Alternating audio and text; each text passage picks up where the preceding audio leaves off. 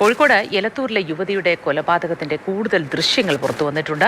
കൊലപാതകത്തിന് ശേഷം യുവതിയുടെ മൃതദേഹം കാറിൽ കൊണ്ടുപോകുന്ന ദൃശ്യങ്ങളാണ് പുറത്തുവന്നത്.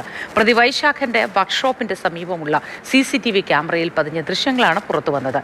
ഈ മാസം 24-നാണ് യുവതിയെ എലത്തൂരിലെ വർക്ക്ഷോപ്പിനുള്ളിൽ മരിച്ച നിലയിൽ കണ്ടെത്തിയത്. മുഹമ്മദ് ഷഹീദ് വിവരങ്ങളുമായി ചേരുന്നുണ്ട്. ഷഹീദ്, അപ്പോൾ ഈ കൊലപാതകത്തിൽ വല്ലാത്ത വഴിത്തിരിവാണ് ഈ CCTV ദൃശ്യങ്ങളോടെ ലഭ്യമായിരിക്കുന്നത്. പ്രതി പറഞ്ഞതനുസരിച്ച് ഉള്ള കാര്യങ്ങളൊന്നും ആയിരുന്നില്ലേ അപ്പോൾ അവിടെ നടന്നത്? ഭാര്യ അറിയാതിരിക്കാൻ കൊലപ്പെടുത്തി എന്ന തരത്തിലായിരുന്നു തുടക്കത്തിൽ വന്ന വാർത്തകൾ. എന്തായിരിക്കും ശരിക്കും സംഭവിച്ചത്?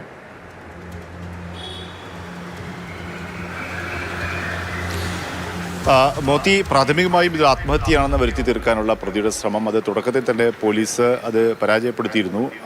ആ സംഭവത്തിൻ്റെ തുടർച്ചയായാണ് ഇപ്പോൾ CCTV ദൃശ്യങ്ങൾ പുറത്തു വരുന്നത്. ഏറ്റവും പ്രധാനമായും ഈ കൊലപാതകം കഴിഞ്ഞ ശനിയാഴ്ചയാണ് ഈ സംഭവം ഉണ്ടായത്.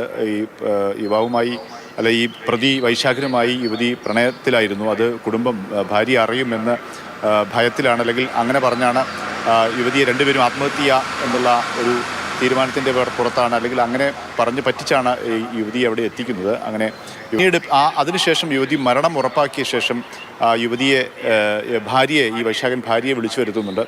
അതിനുശേഷമാണ് യുവതിയെ ഇൻഡസ്ട്രിയൽ വർക്ക്ഷോപ്പിൽ നിന്നും യുവതിയുടെ മൃതദേഹം മാറ്റി കാറിലേക്ക് കയറ്റുന്ന ഒരു ദൃശ്യമാണ്. അത് ഭാര്യയെ വിളിച്ചു വരുത്തി ഭാര്യയുടെ സഹായത്തോടു കൂടിയാണ് അത്തരമൊരു ശ്രമം നടത്തുന്നത്. ഭാര്യയോട് പറഞ്ഞത് യുവതി ആത്മഹത്യ ചെയ്തു, തൻ്റെ ഇൻഡസ്ട്രിയൽ വർക്ക്ഷോപ്പിൽ ഒന്ന് ആത്മഹത്യ ചെയ്യുന്ന വിവരം മാത്രമാണ് ആ സമയത്ത് ഭാര്യയ്ക്കുള്ളത്.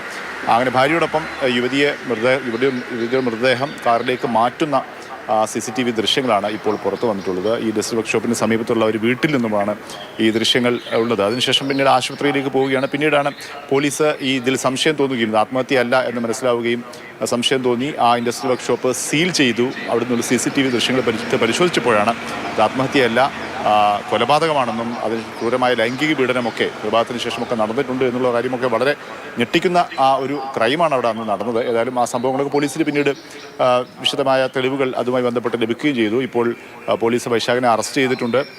പോലീസ് ഇപ്പോൾ കസ്റ്റഡിയിൽ വാങ്ങുകയും ചെയ്തിട്ടുണ്ട്. ഇന്ന് അവിടെ തെളിവെടുപ്പ് ഉൾപ്പെടെയുള്ള നടപടിക്രമങ്ങൾ നടക്കുമെന്നാണ് നമുക്ക് മനസ്സിലാക്കാൻ സാധിക്കുന്നത്. ഏതായാലും ആ കേസുമായി ബന്ധപ്പെട്ടാണ് കൂടുതൽ തെളിവുകൾ അല്ലെങ്കിൽ CCTV ദൃശ്യങ്ങൾ ഇപ്പോൾ പുറത്തു വരുന്നത്. അതിലൊന്നാണ് ഇപ്പോൾ പുറത്തു വന്ന ഈ മൃതദേഹവുമായി പുറത്തേക്ക് കാറിൽ കയറ്റി ആശുപത്രിയിൽ കൊണ്ടുപോകുന്ന ദൃശ്യങ്ങൾ ഇപ്പോൾ പുറത്തു വന്നിട്ടുള്ളത്.